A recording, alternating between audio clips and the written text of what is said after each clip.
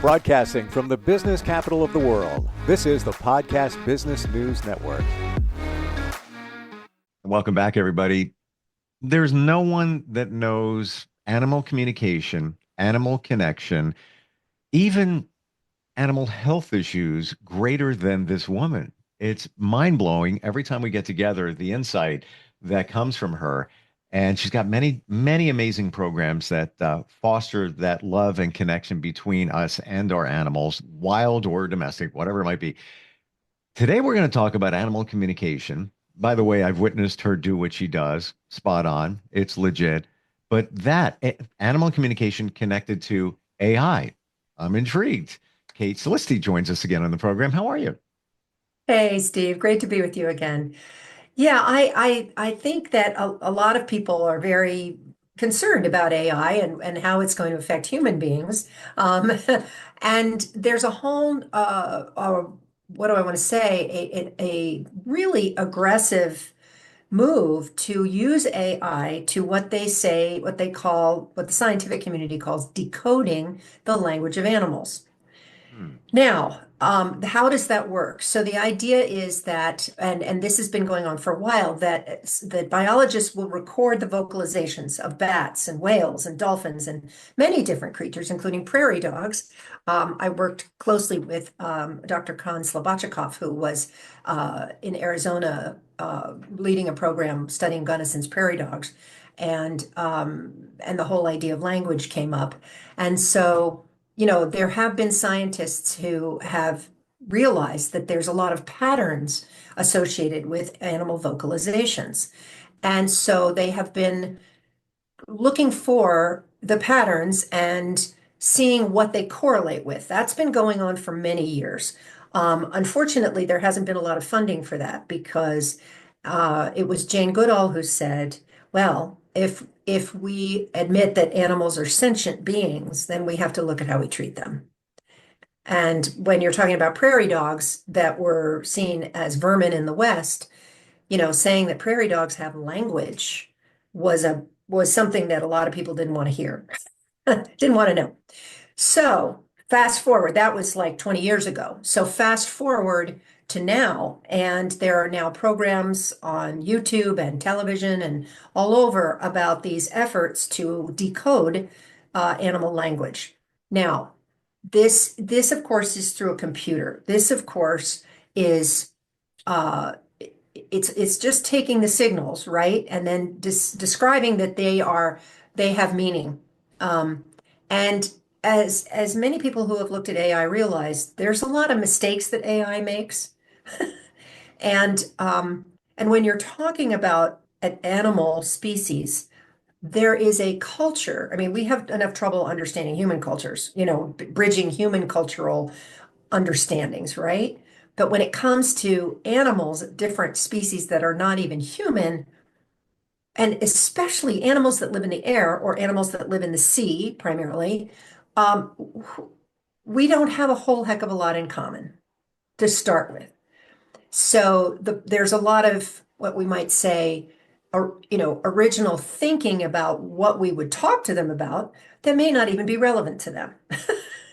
Hmm. Um, so to that end, my organization, IPACA, the International Professional Animal Communicator Association, which we just incorporated in Switzerland last week. It's very exciting. Congrats. Thank you. We have approached scientists with the offer of collaborating because animal communicators do what indigenous people have done for centuries. We connect heart to heart and mind to mind with non-human species. And there has been a lot of research done. It's just not accepted in mainstream science for the most part.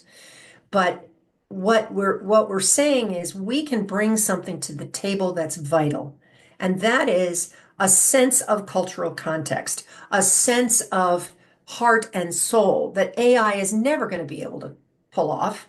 Okay, AI may learn how to be empathetic, but it's not really learning it. It's learning how to respond to signals in a human being that indicate there needs to be an empathetic response or a sympathetic response, right? It's all what's the word? algorithms. Hmm. Algorithms. And, it looks so cool, it looks so real, but it's not. There's no soul there, right? There is no soul. There is a very clever system that is learning how to respond to us, but it isn't creative. It isn't creating in the way that a living being can do and be. So the ramifications of this are huge. Now, there's been some really cool stuff that's come out. I just learned that the London School of Economics is creating what they call the Center for Animal Sentience. Now, this is wonderful because what they want to do, and this is led by a professor, Jonathan Birch, what they want to do is really examine the hearts and minds of animals. They want to, and again, London, England, there's a whole lot from Charles Darwin onward of looking at animals and wanting to learn about them and from them. Um, Rupert Sheldrake, the scientist who did the work about when your dog knows when you're coming home. Have you heard of that work, Steve? Have you seen any of that? Just briefly, yeah. And Mhm. and it just kind of backs up everything. Like, how does my dog know what I'm thinking? Hmm. Right.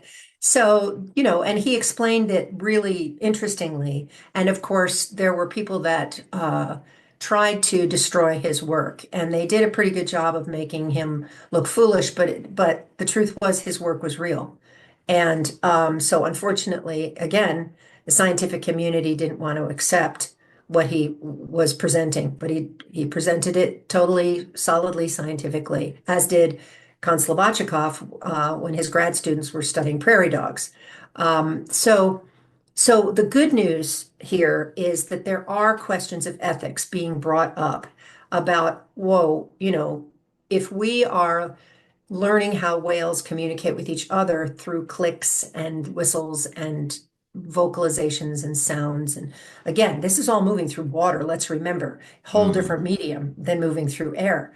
And of course the equipment's getting more sophisticated in terms of recording the subtleties of language or their vocalizations. And of course they have language. I mean, it is silly to think that only humans have language when birds sing for the fun of it, not just to attract a mate. They sing for the love of the song. Do they really? And more, yeah, they do. They do. And science has proven that. But of course, this is something indigenous people and animal communicators have known for as long as we've been doing this. Can we We look at know that a little that. bit deeper, just as an Sure. example? Okay. Mhm. Birds sing, a lot of times very beautiful. Yes, we know that sometimes it's to attract a mate, but the other part of it, they're just singing because they're happy. They're what's going on there?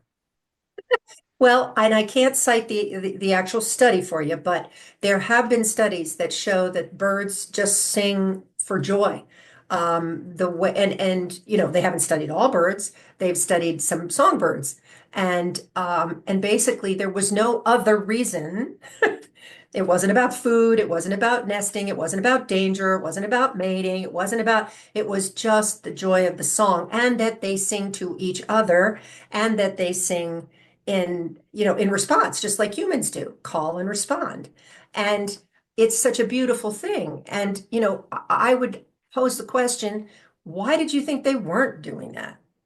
Well, because we're taught from a young age, and a lot of, and the books are still out there with the same misinformation in it, that animals don't have feelings, that animals, and scientists were not allowed to ascribe feelings to animals when they were studying animals, and that's how they were trained. Biologists were trained. You don't name them. You call that it's number 59 and numbers 47, and anything else that has to do with feeling is anthropomorphizing, which means giving them qualities that only human beings have. So they were absolutely forbidden from doing that. But then comes along Jane Goodall, who was 20 or whatever she was, wanted to do some work with animals, contacted Dr. Richard Leakey, who was digging in the Olduvai Gorge, and said, "What can I do?" And he said, "Well, golly, nobody's really studied chimps that much. Why don't I send this girl off to do that? Because she'll last a couple months and she'll be done." So off she goes. And of course, because she wasn't trained as a biologist, she immediately named the chimps. she immediately connected to them Yes. and to watch and see how they were interacting, how they were treating each other. And she was the one that discovered that chimps use a tool. They took a little piece of branch of a tree, a little thin branch, licked all the leaves or pulled all the leaves off, licked it, and put it down the termite hole. And guess what? Brings up all these termites. So she wrote that to him and said, I've seen them making tools. And his response was so precious because he said, or so telling, because he said, well, because at that point, only human beings use tools, according to science.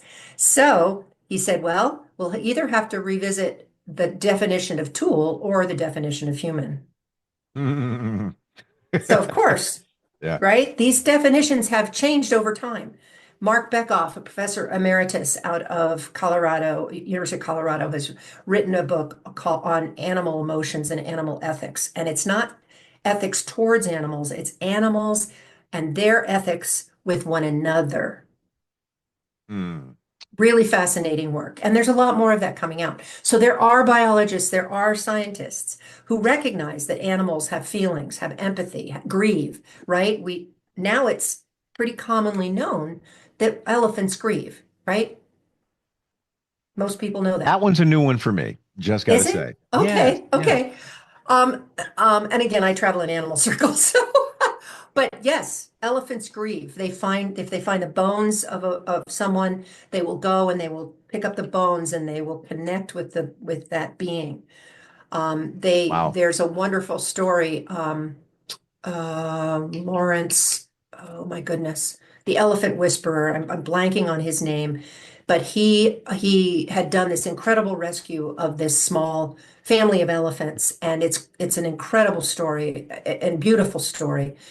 And he died very young. He'd also been involved in the rescuing animals from Baghdad when the zoo was bombed. He was a wonderful naturalist, South African, and he died very young in his 60s.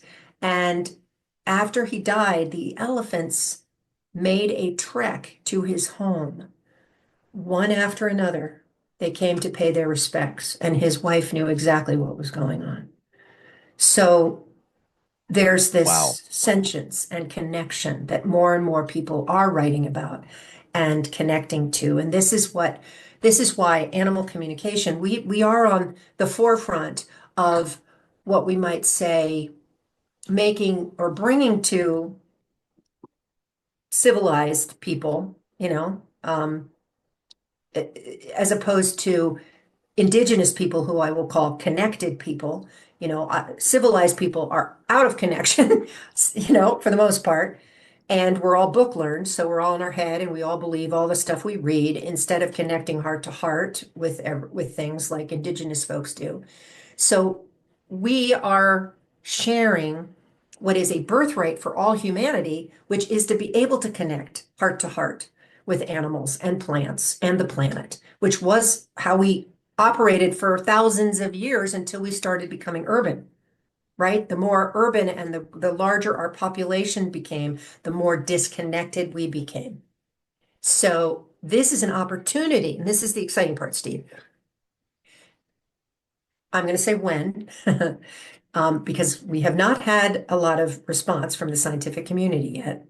When they tune in and see how we can support their work, not as a competition, not as something that's just woo-woo, but when they understand that they have an opportunity to bring a whole nother perspective into their work, quote unquote, decoding the language of animals, then we can make incredibly beautiful progress. But if they don't, and they're depending on AI to do something they think that they cannot do, and some of it's their training, as I just described, right? They've been trained not to listen to their hearts and intuition, but to push that all aside. This could be a huge breakthrough in science Sure. coming up hopefully Fundamentally, soon. fundamentally, let's go back to the indigenous where there was that connection, that Mhm, spiritualism between mhm, themselves and their world, including animals. mhm. Now progress, started building, and there was more and more things that we had. How did that happen that we disconnected? Why couldn't have it happened where there was progress in life, inventions and all that, where we could have stayed connected? Why did that go away? Oh, Steve, this has been the question that has been haunting me a lot lately. Really. I mean, it's haunted me through my life, but it's haunted me a lot lately because of what's been going on in our politics and in our destruction of, or not our, the desire to destroy the Endangered Species Act, the Clean Air and Clean Water Act, just cut down the forests and, this insanity. What happened? What happened was, I think first, an ego situation where we thought we could do it better.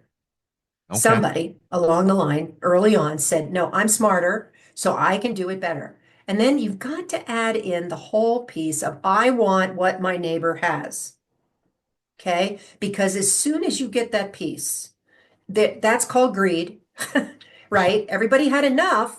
Everybody was doing fine, but all of a sudden, your neighbor has something pretty or bigger or faster or something. And instead of working it out, you just decide you want to go take it. All right. Then we move into a whole new culture, right?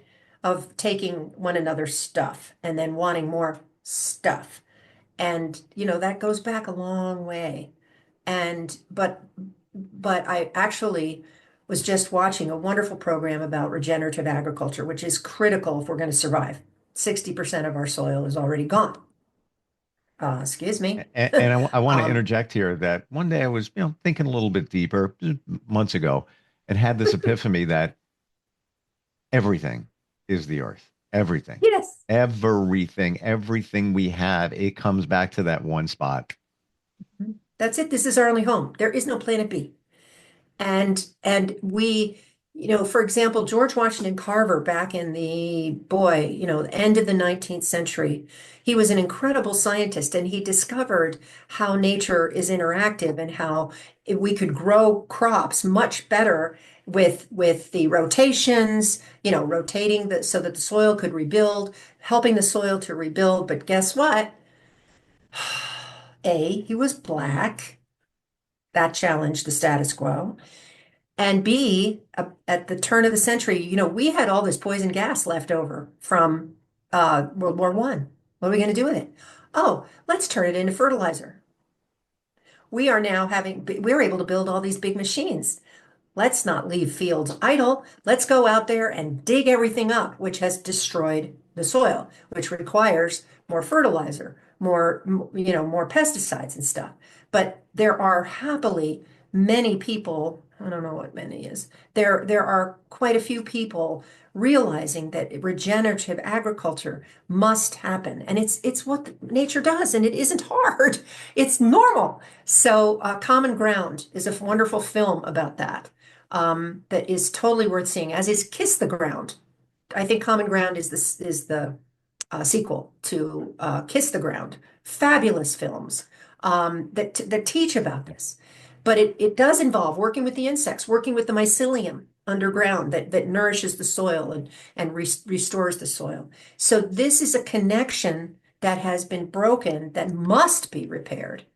And that's why I say I feel hopeful that as science is now all excited because they have a tool that they think is going to help them talk to animals, there's an opening for a partnership, but it may need to come through indigenous people because they're harder to ignore than us. Sure. Um, so we'll see, but we're at a real turning point, a real transition that could go beautifully for every living being on the planet or not. What do you think, Kate, was the tipping point where we got to this point and now we're kind of going back in time to realizing what we have? Where do you think the shift happened? Well, it wasn't like all of a sudden. I mean, again, when Nixon actually put into place the Endangered Species Act, Earth Day in 1970 had the largest protest turnout, whatever, ever. Wow. And it began, and again, he was a Republican, and they started a whole lot of programs to support the climate, to support the animals, the whole thing, because they needed to clean up rivers like the Cuyahoga in Ohio that caught on fire. Burn on, Big River Burn On. That was a Randy Newman song. Yep. So that was a major turning point. Oh, Okay, wait a Earth minute. Wait a Day. minute. Let's not forget Mercy, Mercy Me, The Ecology, Marvin Gaye, early 70s. Absolutely. Very important song. Absolutely. But what you have happening that is a very powerful counterweight to that is corporate interests, corporate chemical interests, corporate machinery interests, but really chemicals, right? Because they wanted to produce all this poisonous stuff. And they actually taught students in there, this is in Common Ground. They actually in the agricultural schools to this day, all over the country, probably the world, they teach that this is how you farm, that you use all these horrible chemicals, you till the earth, you dig it all up, and then you have to pour all the stuff in because you've just destroyed the mycelium network underneath that restores the soil. And so you are dependent on chemicals. And not only that, you're dependent on the bank because farmers have to get loans because they have to pay for all this stuff and hope their crops are going to give them enough money to pay back their bank loans. But farmers are committing suicide every day because they can't beat these loans. They cannot make these loans. Whereas regenerative farmers make more money. They actually make more money and they are not beholden to the banks. So this is a win-win, right? Farmers are not, but the corporations and the chemical companies don't want people to stop using them. Roundup. Oh, Uh, and horrible poison. look where that went. Poisoning people. Absolutely. Poisoning the earth, poisoning people. It's still in Home Depot. This is what blows my mind. It's already been identified.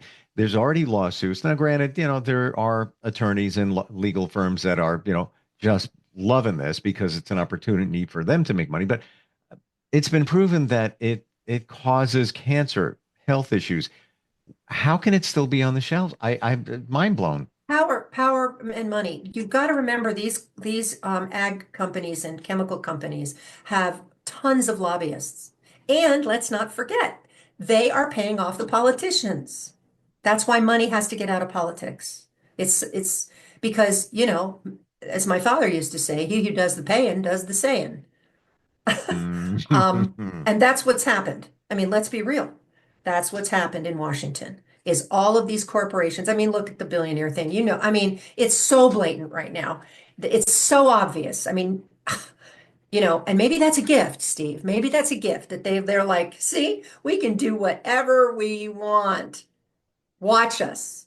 Take all of your rights away, take away all of your programs that support you and your children, all of the science behind disease research. We're going to take it all away and give all the money to the corporations and the billionaires. So this is the moment. This is the moment. So much good can come of this, like Canada electing somebody who's not like that, who cares about the climate and the environment. And that I'm hoping will happen around the world. And I have to believe that this is a wake-up call, that that's the gift in this horrific situation, because right now it's a threat to all life on the planet. And so China's picking up the slack. More solar, more regenerative, more wind, more solar. We were on the cusp of leading that, and now that's all been cut. All of those initiatives, all of that, yeah, all of those incentives. Hmm. I find it strangely ironic when we talk about AI and how there's many wonderful things there. Absolutely. But they had to create an app to humanize AI. So, Right. like if you have AI create something for you, be it a document, whatever it might be, then you put it through another app that it's called Humanify that makes it more human. So you started with human, you went to artificial intelligence, which is just learned. As you said, there's no heart, it's not human. It just takes all the information and tries to make it feel like there's a heart. There's not. And then we need to put it through another app to make it sound more human. It's almost laughable. That's brilliant. I love that circle that you just made because how stupid is that really? Like, right, really. It just Only humans would think that up. but exactly. And Right? thank you for really jumping on the forefront of all of this, but especially with the AI thing, where it can go really bad if that's used to communicate with animals. And I know last time we got together, you mentioned that AI was being used to communicate with whales, and how Mhm. that's such a bad idea because AI is not human. There's no heart. There's no real connection. It's making sounds it thinks that the whale wants to hear. We could imagine what we may be telling them based on AI.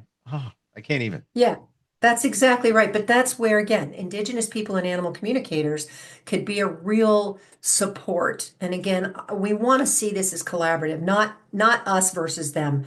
It was in some ways, when the Dr. Dolittle grant was created, it triggered a bunch of us. It's like, really?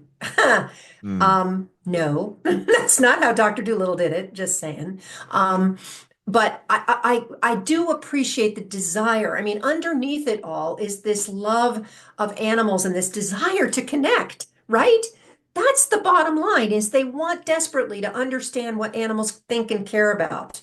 Not just where do they go for food, not just where do they make their nest, but those are some of the ethical things. Because if we know this stuff where they are trying to protect themselves and we find out where that is, they're even more vulnerable to horrible humans who just want to take advantage of their ivory or their skin or their glands or their, tongue or whatever, right? So and happily, many of the scientists who are involved in looking at this are thinking about that too. So, but Yeah. this has got to be, again, a collaboration where we work for the betterment, not just of science and information, but the betterment of all species. Again, it's been centuries that people were communicating and connecting, healing themselves, creating medicine from the earth, all of this, and then it went awry. And then, Yep. progress came in, need to get back to it. It's a cliche. I'm going to say, need to get back to our roots. Need to get Yes. back to our roots. Really, that's what it is. We existed great with animals before. I don't, as far as I know, in my learnings and teachings, there wasn't anything wrong. There wasn't anything wrong. Mm. No, there wasn't. There wasn't. Agreed. And this idea of dominance or power over being more important than collaborating. And even uh, oh goodness, Darwin, this whole idea of survival of the fittest is not true. And he said, this may not be true. That was in an era where science was meant to be questioned. That's what they did. They questioned one another. And so the idea is collaboration. Nature is collaborative, cooperative, and that's coming out more and more. Thank goodness. I look at my dog and I think to myself, you are way smarter than me. You use your intuition. You're plugged in. You're connected. You have minimal health issues. You don't have stress. Appears that you don't have anxiety. I know some dogs do, but and any health issues that he's had, even in the last week, he had excessive thirst. That came right after a rabies shot. Now I know that it's legally that needs to get done and all of that, but what there had to be the side effect of some sort, but because there's no other reason. He's smarter though. He's smarter. Gotta respect. Well, Gotta he's tuned respect. in, He's right? tuned He's in. tuned in on Yeah. many levels. And that's what it is. We're smarter when we stop using just our brain, when we use all of us, right? All of our senses, including our sixth senses, seventh senses, eighth senses. And that's, indigenous people they used to manage the forest. There's a piece in Common Ground where this Native American biologist talks about how everybody said the Indians, that the Plains people followed the buffalo. Well, she said actually it's the other way around. We would do controlled burns that would allow the grasslands to just become rich and fabulous, and the elk and the buffalo would come to us. I could go on forever. This is so fascinating. Like they needed us. They actually needed us. Um, We worked together. and We then needed there's each that. other, right? Congratulations on your whole association there being finally worldwide recognized. somebody has questions, they want to connect with you, Kate, how do they do that? KateSolisti.com. Easy. And I'm happy to respond to questions. I'm happy to respond to inquiries. Of course, I do my sessions one-on-one with people and their beloved companions. And I have my Harmony Pack where the animals are teaching us a lot about ourselves as well as how to make the world better. So that's a great love of mine. Love what you do. Thanks, Steve. I really, really do. And it's given me so much more insight and thought. When I look at my animals, I'm rushing out of my house, my cat's on the counter, and he's just looking at me like, "Can you please hug me? Can you give me some attention?" I'm not even kidding. This morning, and I got passed by, I'm like, gotta stop. Yeah, there's a reason they are so plugged in, and I'm realizing that more and more every time we talk. Yeah, it's just Great. amazing. I'm so Yep, glad. I'm I so appreciate glad. it. Well, And the share rest of that. us. Yeah, and we are. Keep sharing, right? Keep sharing. Keep sharing. 100%. Looking forward next time we Thanks. get together, Kate. You bet. Me too. Thanks, Steve. Thank you. We'll be right back.